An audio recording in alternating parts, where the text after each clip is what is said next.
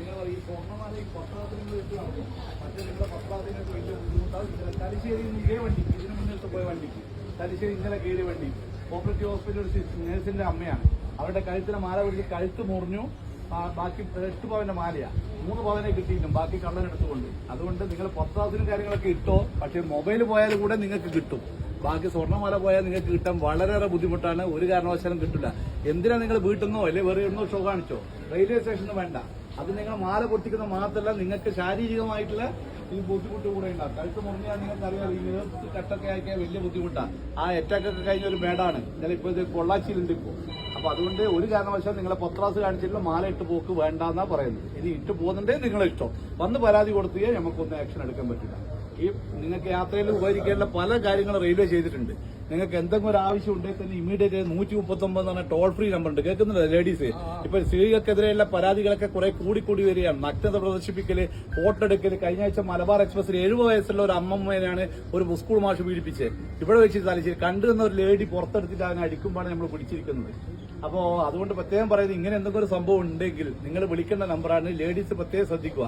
ആർക്കെങ്കിലും ഈ കൂടിയിരുന്നോട്ടർക്ക് അറിയാം നമ്പർ അറിയാവാ? ടോൾ ഫ്രീ നമ്പർ ആർക്കെങ്കിലും അറിയാവാ?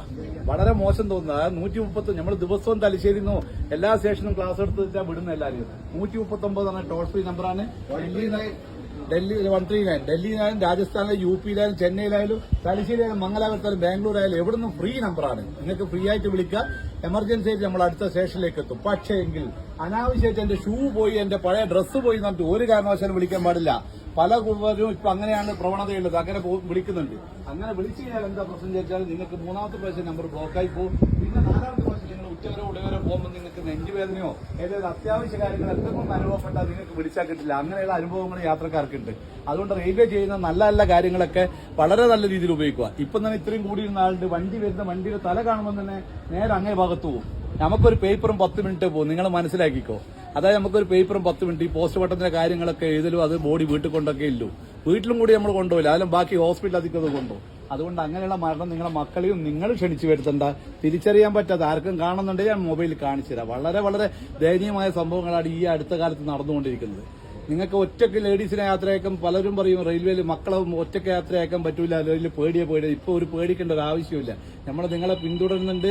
പിന്നെ നമ്മുടെ ഉദാഹരണത്തിൽ ഇപ്പൊ മംഗലാപുരം എന്ന് പറഞ്ഞാൽ തിരുവനന്തപുരം വരെ വരുന്ന ഒരു യാത്രക്കാരി ഒരാളാണെങ്കിൽ, സിംഗിൾ ലേഡി ആണെങ്കിൽ RPF വനിതാ കോൺസ്റ്റബിൾ എല്ലാ സ്റ്റേഷനിലും പോയിട്ട് മേരി സഹേലി എന്ന് പറഞ്ഞ ഒരു പരിപാടിയുണ്ട്. നിങ്ങളെ വന്നിട്ട് എന്തോ പ്രശ്നമുണ്ടോ തിരുവനന്തപുരം എത്തുന്നവരെ നിങ്ങളോട് ചോദിക്കും. ഇങ്ങനെയുള്ള കുറെ നല്ല നല്ല കാര്യങ്ങളൊക്കെ ഉണ്ട്. അതൊക്കെ നിങ്ങൾ ഓർത്തു വെക്കുക. ഒരു ഡോക്ടർ ചെയ്തതാണ് 139 അജ്ഞത കൊണ്ട് ചെയ്തു വെച്ചതാണ്. കണ്ണൂരിൽ നിന്ന് കോഴിക്കോട് വരെ പോകേണ്ട ഡോക്ടറാണ്. എടക്കാട് നിന്ന് കയറിയതാണ് വൈകുന്നേരത്തെ പാസഞ്ചറിൽ. അവൻ നഗ്നത പ്രദർശിപ്പിച്ച് വടകര ഇറങ്ങി. ഡോക്ടർ കോഴിക്കോട് വെച്ചിട്ടാണ് പരാതി കൊടുത്തത്. ഡോക്ടർ കോഴിക്കോട് വെച്ച് പരാതി കൊടുക്കുമ്പോഴേക്ക് ഇദ്ദേഹം ഇറങ്ങിപ്പോയി. ഇതുവരെ ആളെ പിടിക്കാൻ പറ്റിയില്ല. അതേപോലെ ഇങ്ങനെയുള്ള നല്ല നല്ല കാര്യങ്ങൾക്ക് 139 നമ്പർ ഉപയോഗിക്കുക. രണ്ടാമത്തെ കാര്യം, നിങ്ങളുടെ മക്കൾ പറയും അച്ഛനും അമ്മേനോടൊക്കെ ഗേൾ ഫ്രണ്ടോടും ബോയ് ഫ്രണ്ടോടും സംസാരിക്കാൻ നെറ്റ് കിട്ടുന്നില്ല. ബോയ് ഫ്രണ്ടോട് സംസാരിക്കേണ്ടിയിട്ടാണ്. അത്ര അത്യാവശ്യമൊന്നുമില്ല. നിങ്ങൾ വിടണ്ട. നിങ്ങളെ വീട്ടിൽ തന്നെ ഇരുത്തിക്കും. അങ്ങനെയുള്ള മരണങ്ങളും നടന്നിട്ടുണ്ട്. നമ്മളെ അനുഭവ സമ്പത്ത് കൊണ്ട് പറയുകയാണ്. നിങ്ങളുടെ മക്കളെയും നിങ്ങളുടെ കുടുംബം നമുക്കും കൂടെ വളരെ വേണ്ടപ്പെട്ടതാണ്. ഭദ്രമായ സുരക്ഷിതമായ ഒരു യാത്ര നമ്മളും കൂടി വാഗ്ദാനം ചെയ്യുന്ന അതിന്റെ പേരിലാണ് ഞാൻ നിങ്ങൾക്ക് ഈ ക്ലാസ് എടുത്തു തരുന്നത്. നമ്പർ ഏതാ ഓർമ്മയുണ്ടോ? ലേഡീസ് പറ, ഏതാ നമ്പർ? അത് നിങ്ങൾ മാത്രമല്ല, നിങ്ങളെ പരിചയക്കാരോടൊക്കെ പറയണം. ഇപ്പൊ ട്രെയിൻ യാത്ര ഏറ്റവും സുഖമാണ്. കോഴിക്കോട് നിന്ന് വണ്ടി കണ്ണൂരേക്ക് എത്താൻ വെറും 50 മിനിറ്റ് വേണ്ടു. കഴിഞ്ഞ ആഴ്ച കണ്ടില്ല നിങ്ങൾ ഫേസ്ബുക്കിലൊക്കെ കാണുന്നില്ല, 50 മിനിറ്റ് വേണ്ടു. നിങ്ങൾ ബസ്സിലാണെങ്കിൽ 5 മണിക്കൂർ യാത്രയാണ്. അതുകൊണ്ട് തന്നെ യാത്രക്കാർ കൂടി വരികയാണ്. നിങ്ങൾ ഇത് വേണ്ട രീതിയിൽ ഉപയോഗിക്കുക. നമ്മളും നിങ്ങളെ കൂടെ ഉണ്ടാവും. ഓക്കെ.